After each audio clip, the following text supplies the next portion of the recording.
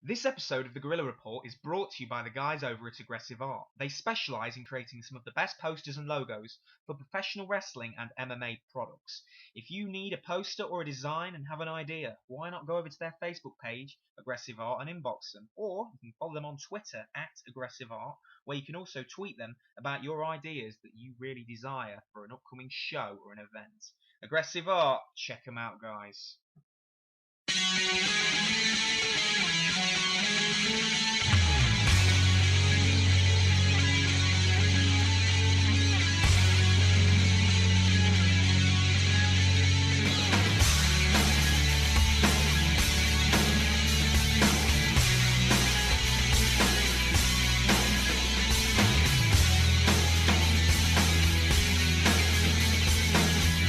Welcome guys to episode number 7 of the Gorilla Report. My name is Ollie Harper and we are back for another instalment of the professional wrestling talk show which goes the extra mile for the fans because it's by the fans. Now this week we have got the second part of the Brian Cage interview. This time we talk about his time in PWG working alongside Michael Elgin as the Unbreakable Effing Machines, his up and coming UK tour this fall, and we also talked about TNA Gut Check and what goes on behind the scenes with TNA Gut Check, because that curiosity really does is something that's really talked about with wrestling fans. You know, when TNA do the TNA Gut Check, what is real, what is worked, we talk about it on this part of the interview.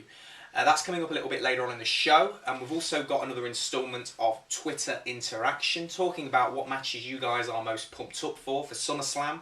We're also going to be looking at all the fallout from Monday Night Raw, but I've got a little announcement to make. Next week there will not be an episode of the Gorilla Report as I am on holiday. I am in Spain, living it up in Benidorm, so I will not be here next week. But the week after, this man is coming to the Gorilla Report, and when we get back after this, we will be doing the Monday Night Raw thoughts.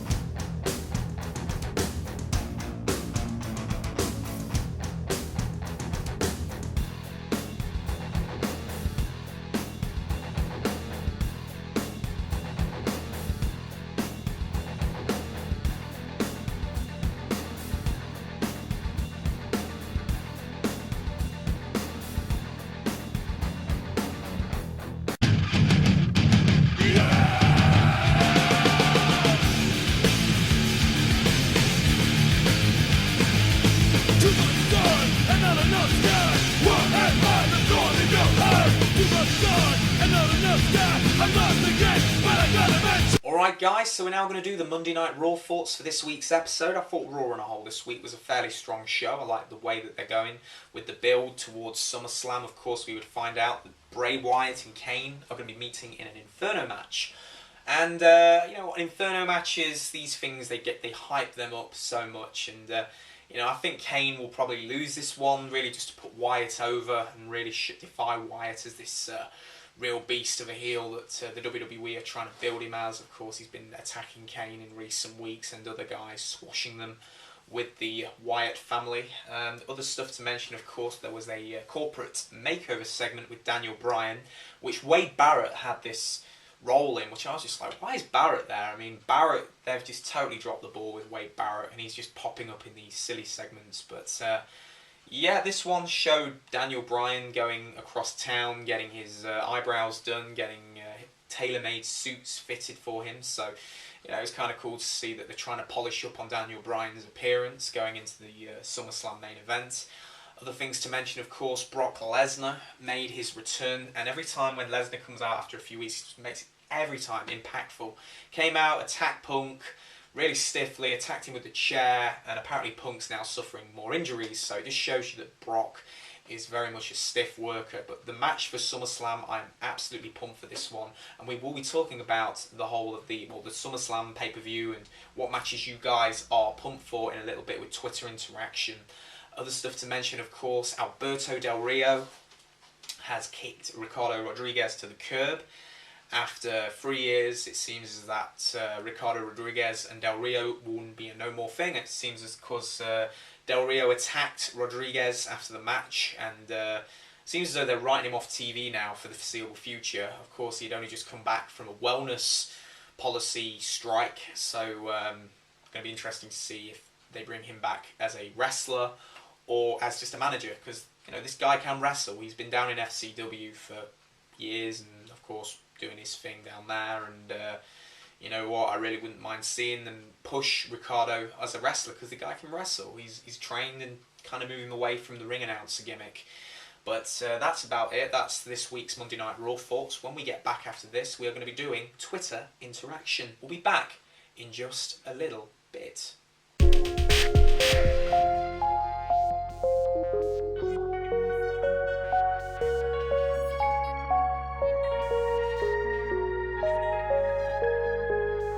Alright guys, so we're now going to do Twitter interaction for today. You know the score by now, Twitter interaction, the great way to get in touch with all of the great fans who support the Gorilla Report. Always very much appreciate when you guys get involved. Now this week, we were looking at the SummerSlam pay-per-view and what matches you guys are most pumped for. Now of course I put the tweet out earlier in the week, hashtagging it the Gorilla Report. And we've had quite a few replies. I'm going to read a few off now and you're all going to get a mention. So, got one in from Mark BVB Price, and your tweet was on which matches you are most pumped for, sir. You put Punk versus Lesnar because it has potential to be match of the year, as these two have never fought each other. Well, I can absolutely agree. Anytime the WWE puts on a first time ever match, it's always got such great appeal because you've never seen them work together in the ring before, so there's very much an added excitement there. So and definitely with Brock and Punk, I think they're going to really give them the time, and hopefully it will be a great match. But thank you very much for your tweet, Mark. And we've also got one in from @Robbie_Rebel, good friend of mine. Big shout out to him. He's sorting out all of the Mania travel packages next week, so I'm saying fingers crossed we're going to get them silver packages sorted. But thank you, Rob. And the tweet is Brock/Punk followed by Rhodes/Sandow. Well, again, another one for Brock and Punk, and of course Rhodes and Sandow. Well, absolutely, I'd like, and the Rhodes and Sandow program has been fantastic. Been really great chemistry that these two have had, and the vignettes and the segments that they've been doing on SmackDown have been really, really funny. So I'm looking forward to seeing that, and both guys definitely deserve this spot on the card, and hopefully this will really just progress them both, because I think both of them have potential to be main eventers at least by 2014 time. We've got one in from @LegendThriller1, Punk versus Lesnar. Another one for Punk versus Lesnar. Can't fault you there, mate. @Mikey2004, the matches you are most excited for are Punk and Lesnar, as it edges out Daniel Bryan and John Cena slightly, hoping Punk versus Bryan at WrestleMania 30 for the title. Well, I would love to see that, to be honest. Imagine if that was at WrestleMania 30 and the program they could do with that, about how both of these guys have come from that same sort of background, from both working all around the world to then reaching the WWE and headlining WrestleMania. Could be tremendous if done correctly. But thank you very much for your tweet, Mike. And I've got one in also from @Alan0305. Always cool to get a tweet off you, buddy. And the tweet reads, definitely Punk versus Lesnar has the potential to be a great match. There you go, very much support right there for that match. It's the one I think everybody is most anticipating for the pay-per-view. And we've also got another one in from @JoeScottEPW, another great YouTuber out there. And he put Punk versus Lesnar as well as Cena versus Bryan. Well, absolutely, I think Cena and Bryan, that could be a tremendous match. Cena, a lot of people always say, I've said this before, but John Cena is one of these guys that a lot of people always very much underestimate. They say, oh, he can't wrestle. But the guy, when he's put in the ring with the right person, he can always have a good match. Like, I remember there's a couple of matches he had with Punk last year. He's had great matches, and I can see them putting on a great match if they give him a good 30-minute match, 40-minute match that could really blow the roof off without a doubt. But thank you very much for your tweets, everybody. And yeah, that is all the tweets for today's episode of today's part of Twitter Interaction. And when we come back, guys, we are going to be doing the second part of the Brian Cage interview. We will be back in just a little bit.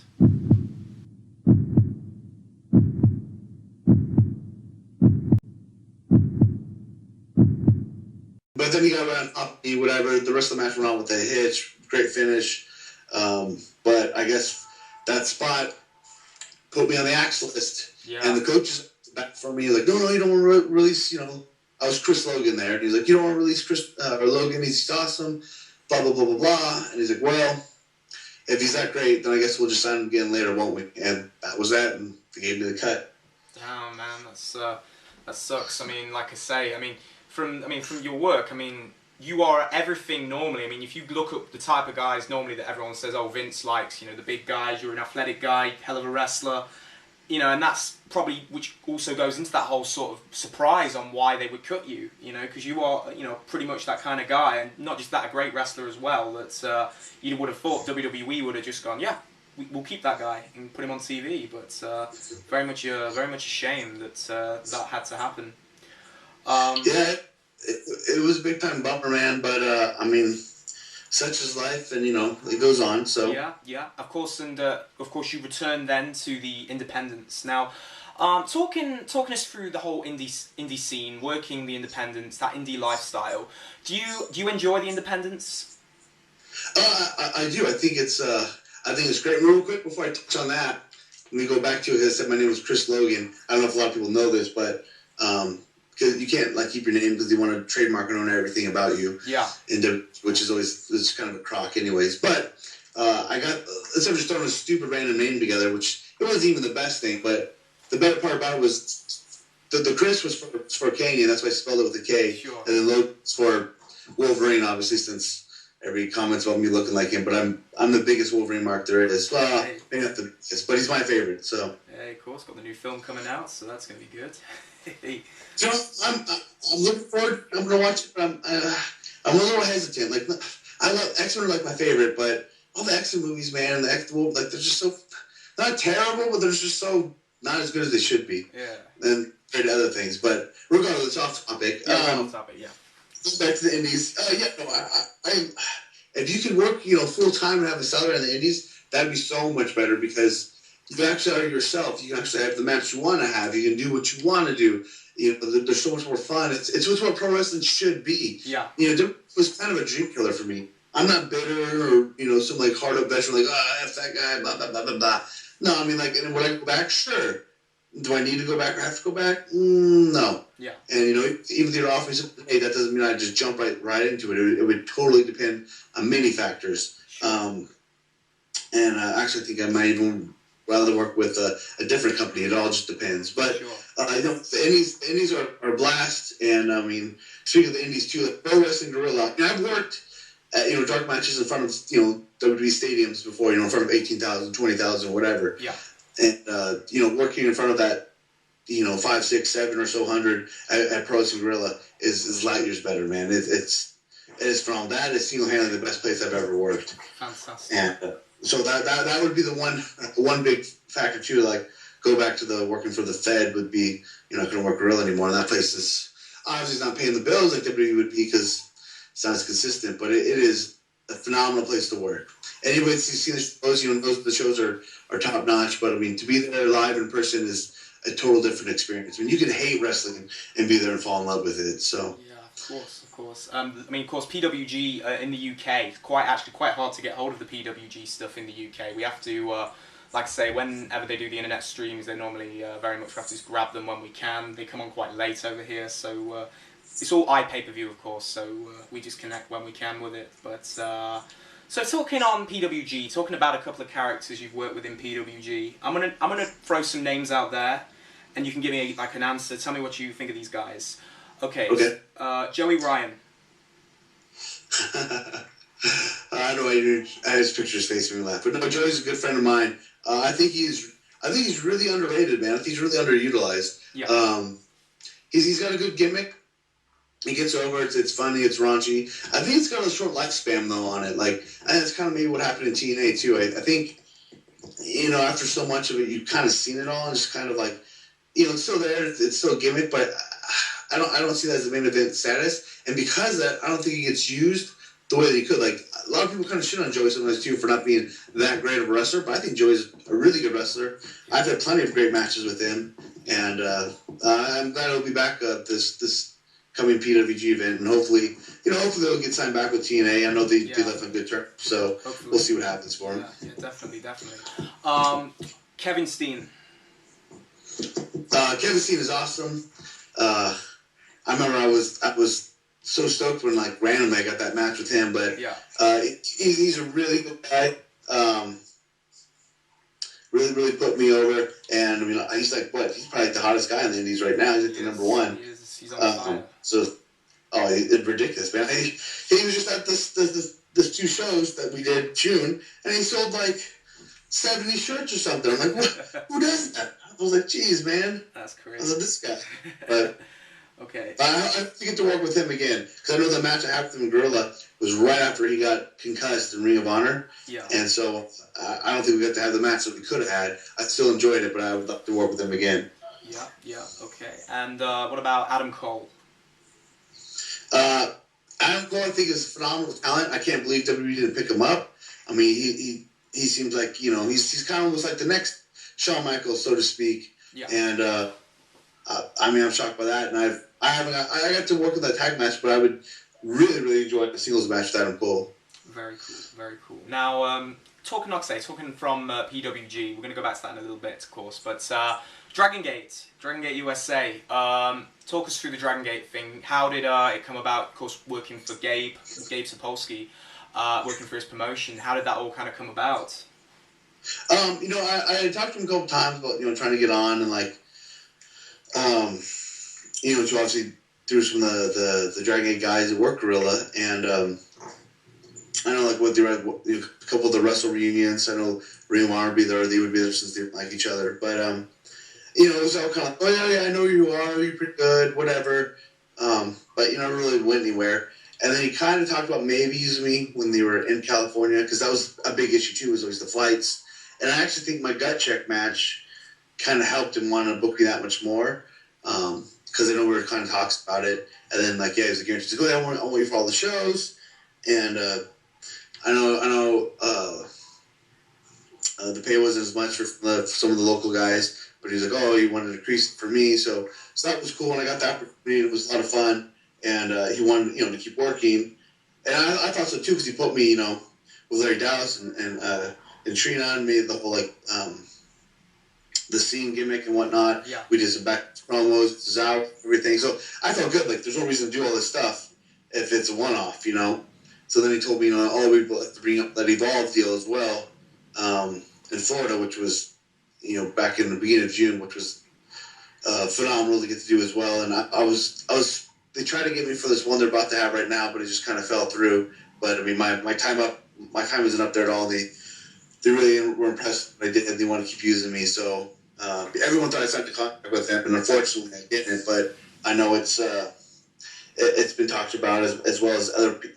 Everybody keeps on kind of talking about where I'm almost signed for everybody, but I'm hoping as soon as someone actually throws a contract on the table, that'll kind of make everybody else want to throw one out, because it's like as soon as somebody wants to sign, even if you're the drizzling shits, everybody wants to sign you. It's because that guy, somebody wants him. Oh, he must be good. Take him. So we'll see what happens. Definitely. So I say in talking there, you were actually just talking about TNA Good Check. Now, TNA Gut Check, of course, place that, well, of course, some of the Impact Wrestling's been doing for quite several months now, where they try and get new guys in. They do it all through a judging kind of thing. You'll have people like Taz, Bruce Pritchard, of course, Ric Flair did it for a little bit, and it's just where you basically get judged. You have your match, and a lot of people have always questioned with the Gut Check thing. How much of that is a work? How much of it's real? And when it gets put on TV, please could you, as a guy that's worked the Gut Check, tell the guys, the viewers watching at home, about Gut Check. Tell me what happened with Gut Check for you. Well, when I first got the call, also said, hey, I did a dark match before then with Robbie, and he liked it. He's like, hey, we want to bring you in for an opportunity. And I'm like, yeah, great, please. Yeah, we want to do gut check. Would you be interested? I'm like, sure. And he goes, all right. He's like, you're going to be working with somebody else, so it'll be different. It's not a member of the roster. It'll be another uncontracted guy. And I was like, oh, okay, that's fine.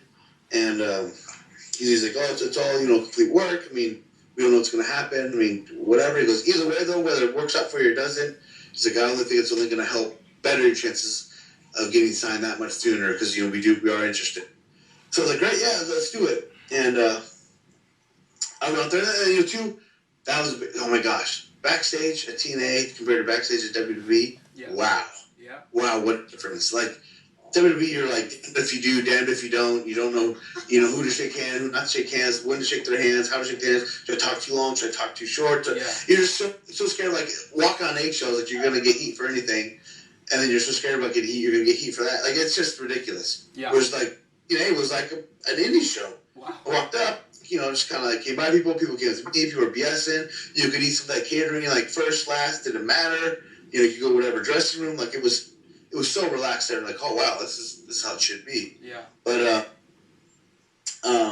we went out there, we had the match. I thought for the time that we had, I thought the match went over pretty well.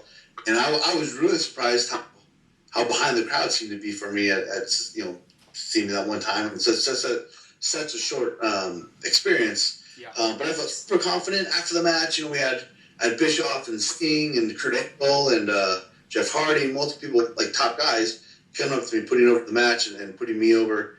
I felt, I was on cloud nine. I was like, this is great. It's going to happen. And then they had the Twitter poll too, and I was winning on that, and I was over at the crowd. I really thought this is kind of the bag. I think I felt like they were interested in both of us, no matter what. Kind of like what they said, like pretty much either way, we want to sign both you guys. So even if you lose, we're probably going to sign you. So then when I got the cut, I was like, what? This is BS. Yeah. It was. I got a little upset because I remember Bruce Pritchard, because all the crowd started booing. And Bruce Pritchard's like, oh, either way, to Bradley J, he's like, oh, either way, he's like, you are getting a reaction on this crowd or whatever, and that means that they care. And I'm like, oh, they're only booing him because you guys stopped me, not because you guys are choosing him. Yeah, man. But, I don't know, after the fact, no one came out and said it, but it pretty much seemed to me that, unbeknownst to me, like, to me, it seemed like it was, pretty much shoot. But I feel like they were picking Bradley J no matter what. Like, it seemed like they had a storyline kind of based around him or whatever which I don't think even happened now that they wanted to bring him in. But I feel like they kind of predetermined that he was getting the nod, either which way. So, do I know that for sure? No, but that's kind of what I feel.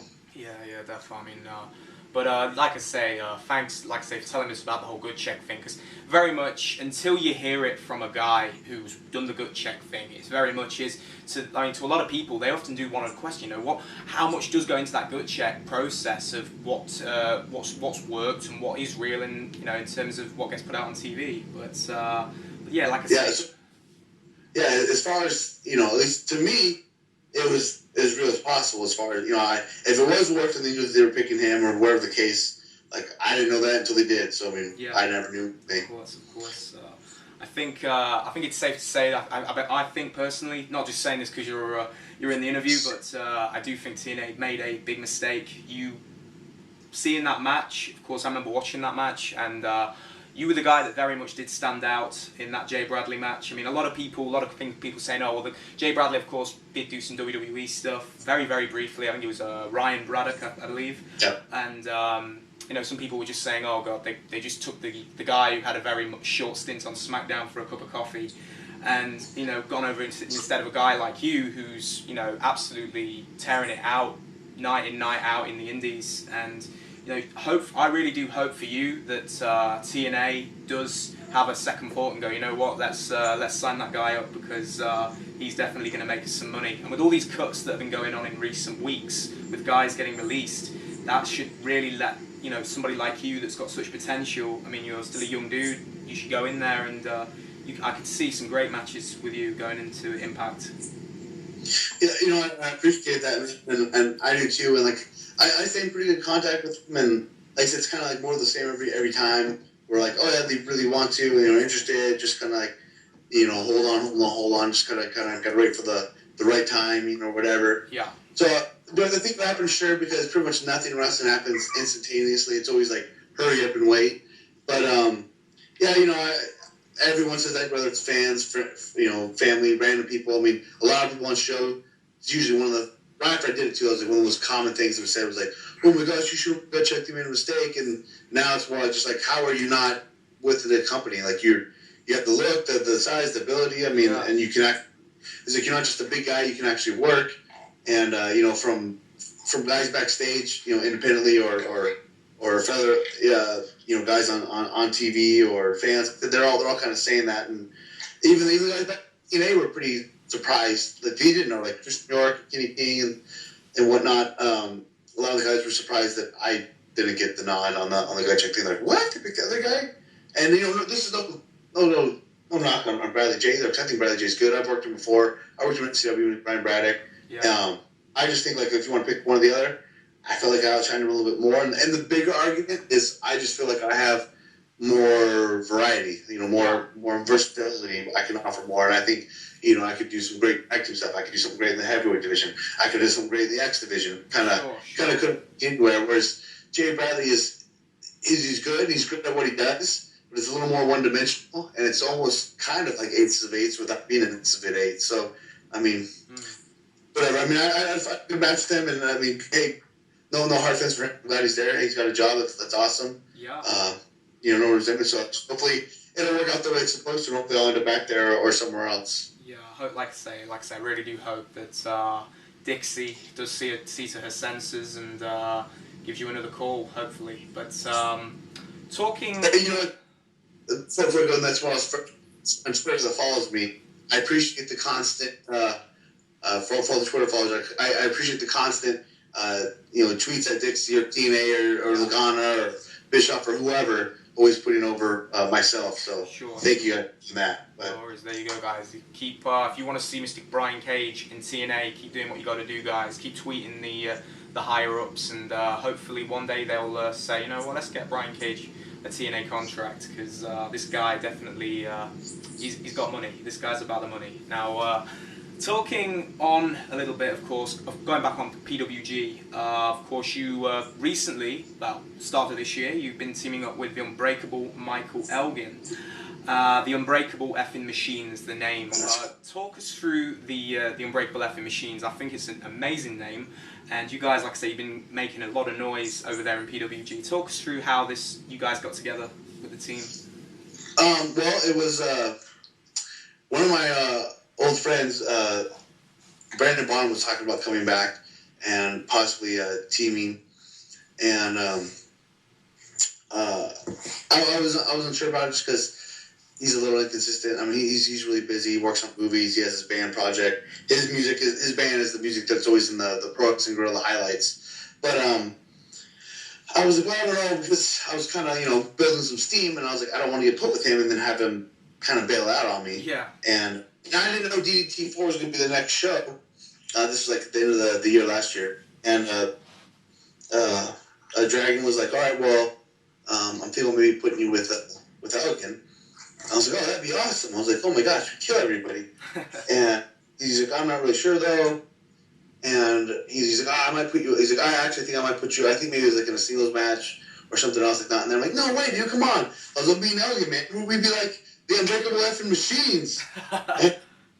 He rolled that. So that name is freaking awesome. He's like, all right, you guys are booked as a team. And that's kind of how it sealed together. And originally, we were actually scheduled to go over that entire DT4 tournament, but El Generico had to be a selfish son of a bitch and get signed and have to be his last show, so that turned around. And actually, it was up until, I think, maybe 6 o'clock or so that night, maybe a little later, we were winning the tournament until then. And then Jericho was like, no, we're called shows. And then it was supposed to be, I think it was us and maybe Future Shock in the finals. Yeah. And then switched to Young Bucks and Steen and Generico because of, their history there. And a lot of people thought it should have been the Briscoes. But, how the whole show turned out, it was definitely the wiser choice. It was an awesome little sit-off for them. They had a good time.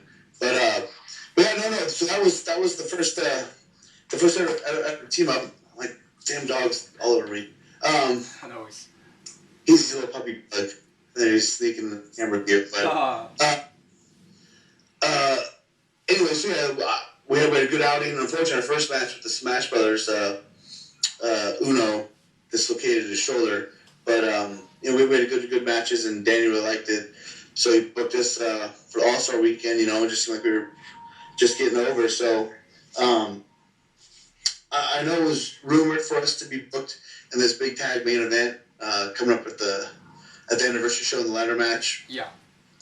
But, then he took us out of there and put us in singles matches just to create a different aspect on the card, which is fine. I love wrestling singles, and I'm looking forward to going back there and to get wrestling Anthony Knees. But I know we're not done teaming up yet at all by any means. So hopefully we'll get another shot at the titles. Yeah, of course. And of course, the Unbreakable Effing Machines, you guys, you're going to be going on tour this fall. You're going to be coming to Europe. You're going to be wrestling in the UK. I'm personally, I'm going to tell you now, I really want to try and make the trip down to that and see you and come up and say hello, introduce myself a bit better, because obviously doing the interview today. You're going to be working with, of course, it's going to be you and Michael Elgin. Have you been told, you've been told, right, who you're going to be working against, yeah? For two of the shows, yes. Yes, you're going to be working against, we're going to be working with Project Ego, Chris Travis and Martin Kirby. And have you seen much of these two gentlemen's work at all? You know what? To be honest, no, I haven't. Okay. Okay, no worries. But like I say, those two guys doing a hell of a job on the UK British scene. And yes, if you guys want to see the Unbreakable Effing Machines of Brian Cage and Michael Elgin, they will be competing against Project Ego at Southside Wrestling Entertainment Presents Unlucky for Some on October the 13th, 2013. Where else are you going to be competing while you're over here in the UK? I know we're doing the Preston City Fest, October 11th, and then we're supposed to have 12th, which I'm a little unsure about it. Sure. So, like I say, before we wrap this up, have you got any, like I said, have you got any final talks about anything you got? You got planning future plans, any future projects? I'm flying to Mexico tomorrow for the weekend. I'm looking for that. Supposed to be going back up to Canada for Teddy Hart's promotion, as well as another promotion up in Toronto. I don't know. Outside of that, I don't know. I'm really looking forward to this UK tour. That was really cool. I mean, the only thing left now to cross off is Japan, which I would absolutely love to go to.